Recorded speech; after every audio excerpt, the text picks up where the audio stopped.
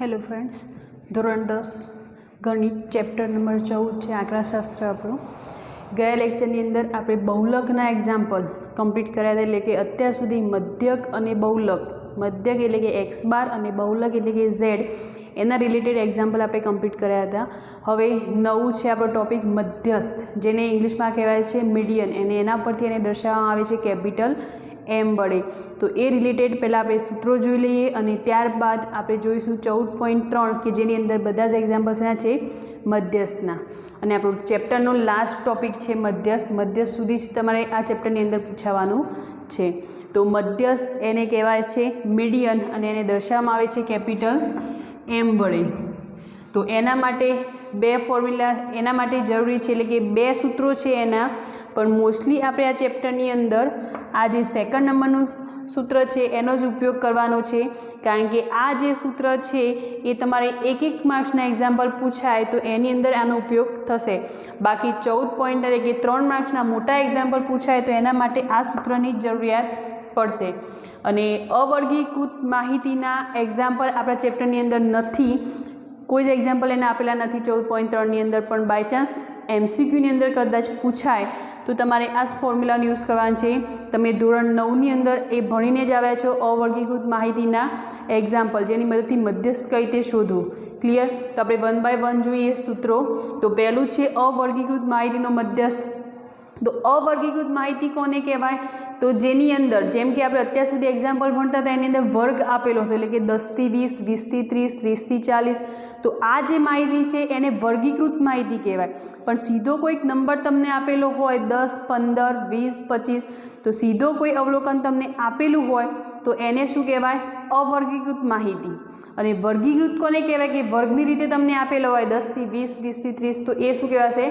વર્ગીકૃત માહિતી. તો અવર્ગીકૃત કોને કહેવાય, વર્ગીકૃત કોને કહેવાય, એનો ડિફરન્સ સમજ્યા હોય તો આપણે એના માટે જો વર્ગીકૃત માહિતીનો મધ્યસ્થ તમને શોધવાનું કહ્યું હોય, ટેબલની અંદર વર્ગીકૃત માહિતી આપેલી હોય, અવર્ગીકૃત માહિતી જો તમને આપેલી હોય તો એની અંદર પહેલાં પાછા બે સૂત્રો છે. એમાં પહેલું છે કે જો n અયુગ્મ સંખ્યા હોય એની અંદર તમારે n જોવાનું. n કેવો હોય? અયુગ્મ, એટલે કે 2ના પારામાં ન આવતો હોય, એટલે કે 1 છે, 3 છે, એ બધા જ ઓડ નંબર, એ શું કહેવાશે? અયુગ્મ નંબર. 1, 3, 5, 7, 9 આ બધા જ કેવા થઈ ગયા? અયુગ્મ નંબર. એટલે કે એની અંદર જો n અયુગ્મ હોય તો એની અંદર સૂત્ર કયું વપરાશે? કે m બરાબર n+1/2નું અવલોકન, જે શું કહેવાશે? મધ્યસ્થ. એ નંબરનું અવલોકન જે હશે એની વેલ્યુ તમે શોધો એ અયુગ્મ હોય તો એના માટે આ સૂત્ર વપરાશે. હવે એ જ રીતે જો n યુગ્મ હોય, એટલે કે 2, 4, 6 આ બધા નંબરો કેવા કહેવાય? યુગ્મ નંબર. તો જો n યુગ્મ હોય તો એના માટે સૂત્ર કયું થશે? n/2મું અવલોકન પ્લસ n/2+1મું અવલોકન. ખાસ ધ્યાન રાખજો, n+1/2 નથી, n/2+1મું અવલોકન. એ બંનેનો સરવાળો એટલે આપણને શું મળશે? અહીંયા મધ્યસ્થ. ક્લિયર થઈ ગયું? તો અવર્ગીકૃત માહિતીનો કોઈ એક્ઝામ્પલ આપણે નથી, પણ MCQની અંદર જો પૂછાય તો તમારે આ ફોર્મ્યુલાનો યુઝ કરવાનો છે. અને એની અંદર ખાસ n યુગ્મ છે કે અયુગ્મ એ તમારે જોવાનું છે, ત્યારબાદ સૂત્ર એપ્લાય કરવાનું છે. હવે સેકન્ડ નંબરનું વર્ગીકૃત માહિતીનું આપણે બધા જ એક્ઝામ્પલ જે 14.3ની અંદર કરવાના છે, બધા જ એક્ઝામ્પલ કેવા છે? વર્ગીકૃત માહિતીના એક્ઝામ્પલ છે. તો વર્ગીકૃત માહિતીનો મધ્યસ્થ, જેની અંદર સૂત્ર છે m બરાબર l. l તમે જાણો જ છો, તમે જે મધ્યસ્થ જે વર્ગ લીધો હોય એ વર્ગની લોઅર બાઉન્ડ્રી પોઈન્ટ, જેને અધઃ સીમા બિંદુ કહીએ છીએ, તો એ શું કહેવાશે? l plus n/2 minus cf. cm that means cumulative frequency, કે જે આપણે શોધવાની છે. આની અંદર નવી છે, આપણે એક્ઝામ્પલ લઈશું ત્યારે જોઈશું. પણ cf એટલે કે સંચયી આવૃત્તિ, એને આપણે ગુજરાતીમાં કહી શકીએ. અને એને ઇંગ્લિશમાં કહેવાશે ક્યુમ્યુલેટિવ ફ્રીક્વન્સી. એના દ્વારા આપણે એને cf વડે દર્શાવીએ છીએ. બાય f, f તો તમે જાણો જ છો આવૃત્તિ, કે જેને ઇંગ્લિશમાં શું કહેવાશે? ફ્રીક્વન્સી. અને ઇન્ટુ h એટલે વર્ગ લંબાઈ. તો આની અંદર l અને h, n, ફ્રીક્વન્સી આ બધું જ તમે જાણો છો, ખાલી નવું છે તો શું છે?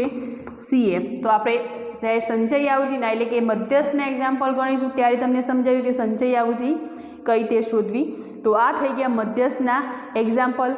आनी अंदर आपणे जे वस्तु शीख्या मध्यक, बहुलक अने मध्यस्थ आ त्रणना रिलेटेड सूत्र जूना सिलेबसनी अंदर आवतुं हतुं।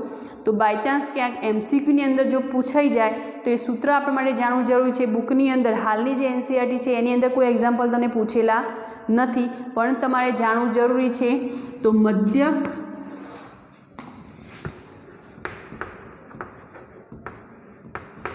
बहुलक जे वस्तु आपणे त्रण भण्या ए ज अने हाल आपणे भणवानी छे मध्यस्थ नो संबंध। आ त्रणनो संबंध दर्शावतुं सूत्र छे Z बराबर 3m, m एटले मध्यस्थ -2x बार। Z ने आपणे शुं कहीए छीए? बहुलक। m एटले के मध्यस्थ अने x बार एटले मध्यक कहेवाय छे। जूना सिलेबसनी अंदर आ रिलेटेड बहु बधा एक्जाम्पल हता। अत्यारे हाल तमारा सिलेबसनी अंदर आना रिलेटेड कोई एक्जाम्पल नहीं, पण क्यांक एमसीक्यूनी अंदर पूछाई जाए तो तमारा माटे आ सूत्र जाणવું जरूरी छे। माटे मध्यक, बहुलक अने मध्यस्थ आ त्रणनो संबंध दर्शावतुं सूत्र जे छे Z बराबर 3m - 2x बार। क्लियर? तो आ मध्यस्थनुं सूत्र आपणे लेवाना छे रिलेटेड एक्जाम्पल। तो आपणे हवे जोईए स्वाध्याय 14.3 ना एक्जाम्पल। स्वाध्याय 14.3 नो एक्जाम्पल नंबर फर्स्ट। नीचेनु आवृत्ति वितरण एक विस्तार में 68 ग्राहकों मासिक वीज वपराश आपे छे। आ माहितीनो मध्यक अने बहुलक शोधो। मध्यस्थ, मध्यक अने बहुलक त्रण वस्तु शोधवानी कही छे। तो तमे मध्यक अने बहुलक तो शोधता शीखी ज गया छो। तो ए रिलेटेड एक्जाम्पल तमारे जाते करवाना छे। ए एक्जाम्पल आपणे कर्या छे। हाल आपणे मात्र ने मात्र मध्यस्थना एक्जाम्पल जोईशुं। मध्यस्थ कई रीते शोधवो। क्लियर? तो मध्यस्थ माटे तमे पहला तो मध्यक ज्यारे शोधता था त्यारे 5 टेबलनी जरूर पड़ती हती। बहुलकनी अंदर कोई टेबलनी जरूरियात ऊभी थती नहोती। जे वस्तु आपेली छे एना पर डायरेक्ट आपणे लखता हता। हवे मध्यस्थ शोधवो होय, मात्र मध्यस्थ शोधवो होय तो एना माटे 3 टेबलनी जरूर पड़शे। पहला तो जे आपेलुं छे ए वर्ग छे। सेकंड नंबरनुं जे टेबल छे एनी अंदर छे फ्रीक्वन्सी एटले के आवृत्ति छे। अने थर्ड नंबरनुं छे क्युम्युलेटिव फ्रीक्वन्सी एटले के संचयी आवृत्ति CF। सूत्रनी अंदर जे वस्तुनी जरूरियात पड़े छे ए ज आपणे अहींया लेवानुं छे। तो पहला तो सूत्र याद करो कि मध्यकनुं सूत्र, मध्यस्थनुं सूत्र शुं हतुं? m बराबर l plus n/2 minus CF divide by f into h। हवे n नी जरूरियात छे तो आपणे तमे याद छे कि ज्यारे आवृत्ति छे एने टोटल मीन्स के एनो सरवाळो करता आपणे समेशन ऑफ f एटले सिग्मा f लेता हता। क्लियर? पण अहींया आपणे सिग्मा f ने एटले के जे आवृत्तिनो सरवाळो जे लईशुं एने आपणे शुं नाम आपीशुं? Small n। तो आनो सरवाळो आपणे करीए। 5 ने 4 9, 9 ने 13 22, 22 ने 20 थशे 42, 42 ने 14 56 थशे 6 ने 5 56, 56 ने 4 60, 60 ने 8 68 एटले के n मळ्यो आपणे अहींया 68। टोटल n जे मळी गेलो मळ्यो 68। तो n નું મૂલ્ય આપણે મળી ગયું સિગ્મા fi એ આપણા માટે શું થઈ જશે? n। તો n મળી ગયો। l લોઅર બાઉન્ડ્રી પોઈન્ટ આપણે પછી શોધીશું। cf કઈ રીતે મેળવવા હોય આ ટેબલ કઈ રીતે શોધવું એ આપણે જોઈ લઈએ। તો એ ટેબલ મળશે તો એના પછી ઓટોમેટિક બધું મળવાનું છે। તો સંચયી આવૃત્તિ પહેલાં તો જે નંબર અહીંયા આપેલો છે એ નંબર m ના m અહીંયા લખી દેવાનો એટલે કે આ 4 બરાબરથી। હવે 4 એ પહેલો જે નંબર છે પહેલી જે ફ્રીક્વન્સી એમને એમ અહીંયા લખવાની છે ત્યારબાદ એનો સરવાળો કરવાનો બધાનો એટલે 5 ને 4 અહીંયા 9, 9 ને 13 કેટલા થઈ જશે? 22, 22 ને 20 સરવાળો જ કરવાનો છે 42, 42 ને 14 4 ને 2 6 4 ને 1 5 56, 56 ને 8 કેટલા થઈ જશે? 8 ने 6 6 14, 14 નું 14 વધે 5 64 થઈ જશે। 64 ने 4 કેટલા થઈ જશે? 68। તો પહેલાં જે ફ્રીક્વન્સી પહેલી આપી છે એ એમને અહીંયા મૂકવાની, ત્યારબાદ ફરી 1 બાય 1 જે આવૃત્તિ છે એનો સરવાળો કરવાનો આ રીતે, આ બંનેનો એ રીતે 1 બાય 1 આવૃત્તિ લઈને જે મળે છે એની અંદર એડ કરી અને સરવાળો કરવાનો છે। અહીંયા એક વસ્તુ ખાસ યાદ રાખવાની, છેલ્લી જે સંચયી આવૃત્તિ મળે છે એ આપણને હંમેશા આપણો જે n મળ્યો એના જેટલી હોવી જોઈએ, તો જ આપણો એક્ઝામ્પલ સાચું છે. જો આ બંને ડિફરન્ટ મળી, અલગ અલગ મળી, તો ક્યાંક સરવાળાની અંદર મિસ્ટેક છે એ તમારે જોઈ લેવાનું. ક્લિયર? છેલ્લે જે આ સંચયી આવૃત્તિ મળશે આપણે છેલ્લા અવલોકનની, એ અને ટોટલ n એટલે કે સિગ્મા એફ જે સરવાળો મળ્યો એ બંને કેવી હોવી જોઈએ? સરખી હોવી જોઈએ. ક્લિયર? હવે સંચયી આવૃત્તિ આપણને મળી ગઈ. હવે એક વસ્તુ અહીંયા આપણે મધ્યસ્થ પહેલાં તો શોધવો પડશે, એટલે મધ્યસ્થ જે એફ સી એફ છે એના પરથી આપણે શું લેવાનું છે? મધ્યસ્થ જોવાનું છે. તો મધ્યસ્થ આપણને કઈ રીતે મળશે? તો તમને રકમની અંદર 68 ગ્રાહકોની સંખ્યા તમને આપી છે. પહેલાં આપણે મધ્યસ્થ લેવાનો છે. મધ્યસ્થ જોઈએ તો એના માટે પહેલાં તો જે વર્ગ છે એ વર્ગની આવૃત્તિ આપણે જોવાની છે કે વર્ગ કયો લેવાનો. તો વર્ગ કયો લેવો? અહીંયાથી જે વર્ગ આપ્યો છે એ વર્ગ કયો લેવો, આ સીએફ કયું લેવી એ આપણે જોવા માટે પહેલાં તો જે એન લીધો એની મદદથી મધ્યસ્થ શોધવાનું, એટલે કે એમ બરાબર n/2. તો એન આપણને કેટલા મળે છે? 68. તો 68 ભાગ્યા 2 એટલે કેટલા થઈ જશે? 34. તો એમ એટલે કે વચ્ચેનો જે મધ્યસ્થ શોધવાનો છે એ કેટલો? 34 મળ્યો. તો 34 આપણે સંચયી આવૃત્તિની અંદર જોવાના છે, તો ક્યાંય છે નહીં. તો આપણે શું લેવાનું? 34થી નજીકની મોટી કિંમત.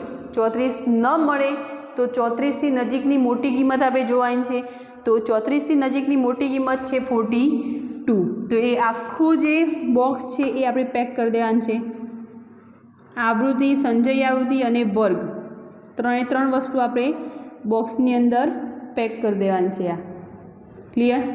તો હવે અહીંયા એફનું મૂલ્ય મળી ગયું, તો આ થઈ ગયું એફ. પણ એના પહેલાં આપણે વર્ગ જોઈ લઈએ. તો એમ 34 મળ્યો, તેથી મધ્યસ્થ વર્ગ કયો થશે? અહીંયા 125 અને 145. કેમ એની જરૂર પડી? કારણ કે અહીંયા આપણે એલનું મૂલ્ય જોવે છે, 145 છે. ક્લિયર? તો હવે એની મદદથી જે વસ્તુ લીધી એની મદદથી આપણે સૂત્રની અંદર જે જરૂરિયાત છે લખી દઈએ. તો એલ બરાબર અહીંયા કયા થઈ જશે? 125 થી 145નો આપણને વર્ગ મળી ગયો. તો લોઅર બાઉન્ડ્રી પોઈન્ટ કયો થશે? અધસીમા બિંદુ 125. તો એલ બરાબર 125. બીજી વસ્તુ કઈ છે? એન. એન તો અહીંયા આપણે મળે જ છે 68. સીએફ લેવાનો છે. તો સીએફ સંચયી આવૃત્તિ ક્યાંથી મળશે? જે બોક્સ પેક કર્યું છે ત્યાંથી. પણ ખાસ ધ્યાન રાખજો, સંચયી આવૃત્તિ જે અહીંયા મળે છે એ અહીં લેવાની નથી, એના ઉપરની આવૃત્તિ આપણે લેવાની છે. એક્ઝેક્ટ 34 આપણને મળ્યું નથી. તો જે સંચયી આવૃત્તિ આપણે પેક કરી છે એના ઉપરની આવૃત્તિ, સંચયી આવૃત્તિ જે આપણે અહીંયા લેવાની છે. તો કેટલી છે? 22. ત્યારબાદ સ્મોલ એફ. એફ તો આપણે જ લેવાનું છે જે બોક્સની અંદર છે, જે આપણે લીધો, બરાબર 20.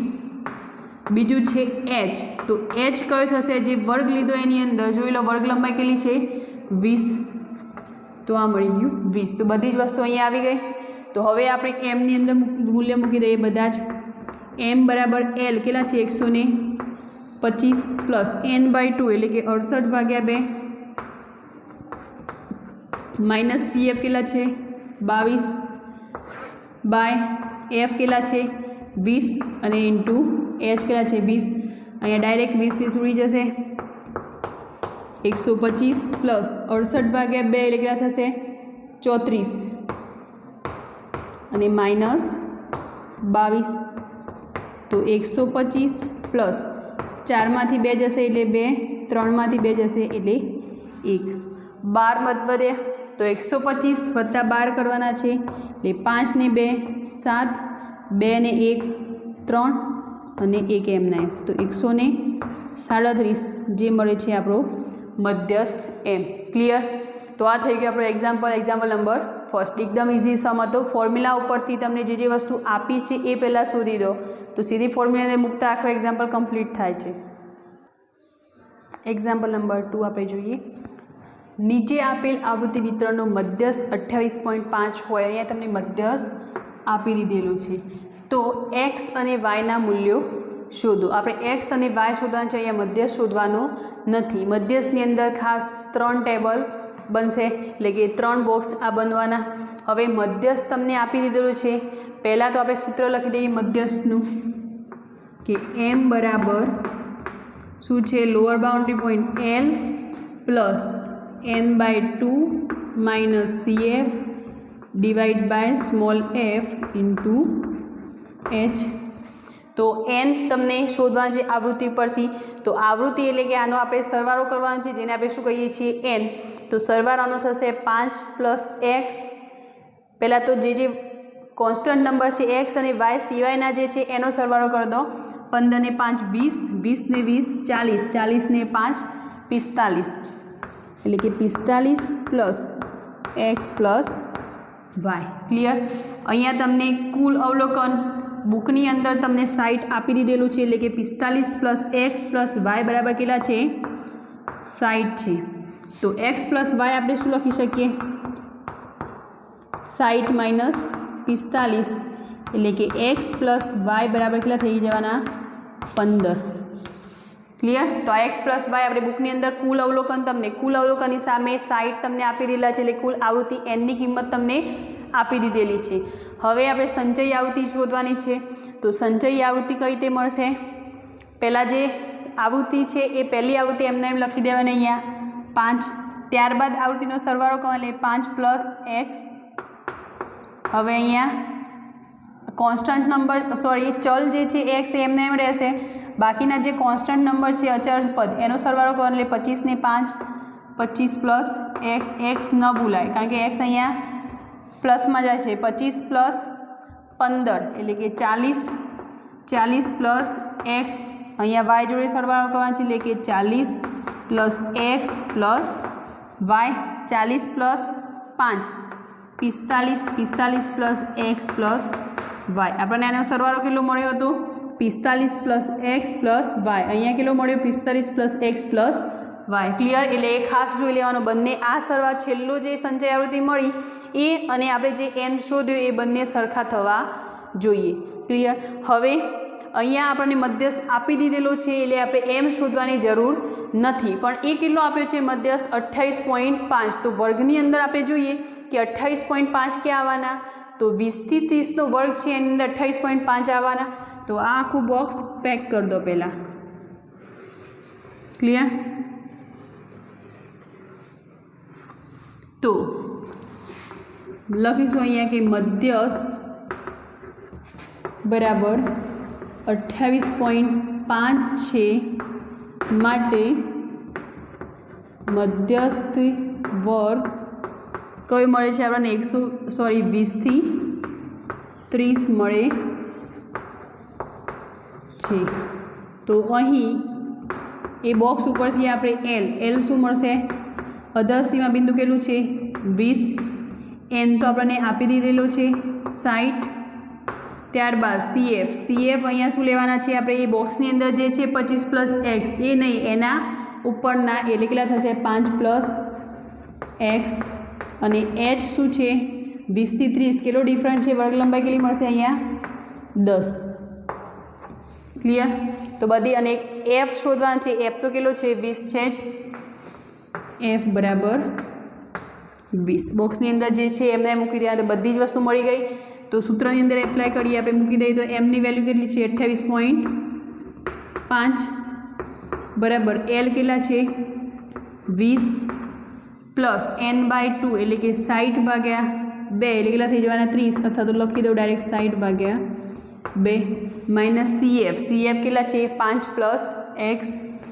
અને ખાસ ધ્યાન આગળ માઇનસ છે એટલે 5 + x કૌંસની અંદર મૂકવાના.